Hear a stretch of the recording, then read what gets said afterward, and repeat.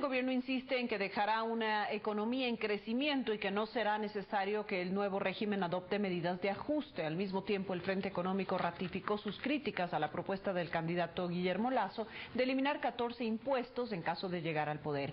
Nos informa Fabricio Vela. Adelante, buenos días, Fabricio.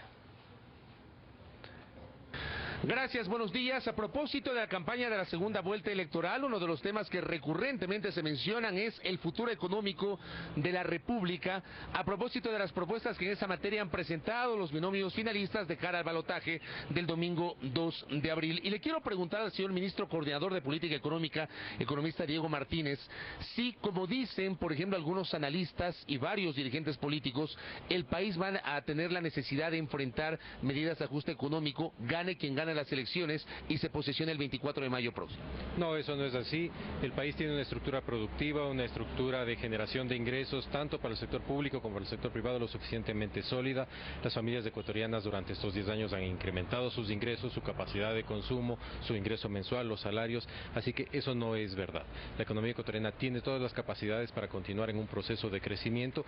Lo que debemos cuidar fundamentalmente es que la propuesta ganadora garantice que los ecuatorianos van a seguir teniendo derechos satisfechos, como por ejemplo lo que se relaciona con educación, salud y seguridad. La candidatura de Guillermo Lasso pues no ofrece eso. La candidatura de Guillermo Lasso ofrece tercerización laboral, flexibilización, merma de ingresos, regímenes laborales distintos, menores al salario básico.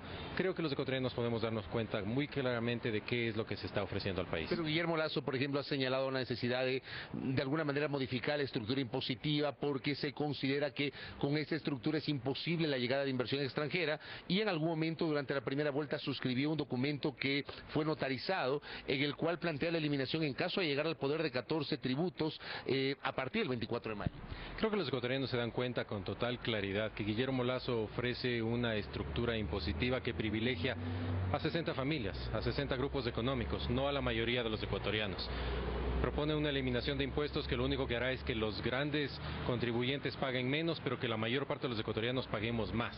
Por lo tanto, es la forma tradicional que tiene la derecha de hacer que quienes paguen más son la mayoría y los que más ingresos tienen paguen menos. ¿No hay que modificar la estructura impositiva, ministro Martínez? Siempre se puede hacer mejoras, por supuesto que sí, pero pasar a un esquema mediante el cual los ricos paguen menos y que los pobres paguen más me parece que es completamente equivocado. Por ejemplo, repensar el tema del anticipo del impuesto a la renta, que creo que es una de las cosas que con mayor fuerza han reclamado los empresarios. Creo que eso se puede pensar relacionado fundamentalmente con lo que son nuevos emprendimientos, pero con lo que son emprendimientos en marcha creo que sería un retroceso. ¿Por qué razón? Porque los nuevos emprendimientos aportan una base productiva y de generación de empleo que no existe actualmente, y por lo tanto, si esos nuevos emprendimientos se puede hacer algún tipo de consideración de ese tipo, sería muy positiva, porque le daría un alivio para ese nuevo emprendimiento que es lo que el país necesita. Pero los emprendimientos ya en marcha necesitan garantizar a sus trabajadores una base sólida, una base estable de ingresos, de salarios dignos, de salarios adecuados, y no de una reducción de ingresos que ponga en peligro justamente la capacidad de consumo de los ecuatorianos. Otra de las cosas que se ha dicho es que estamos sobreendeudados y que se ha hipotecado el futuro del país, particularmente a los chinos.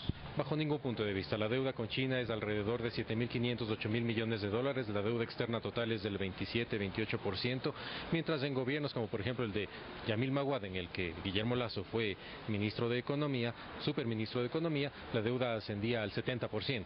Entonces, todo este tipo de cosas que son comentarios más de carácter político tienen que analizarse siempre desde una perspectiva histórica. El gobierno mantiene una deuda actual que es completamente manejable. Los últimos tramos de deuda se han contratado a periodos completamente adecuados, 10 años, y por lo tanto es algo que no constituye bajo ningún punto de vista en una traba para el desarrollo del país. Gracias al ministro de Política Económica, coordinador de Política Económica, Diego Martínez, hablando justamente sobre el tema tributario y también sobre el manejo de la deuda. Hasta aquí este reporte. Buenos días.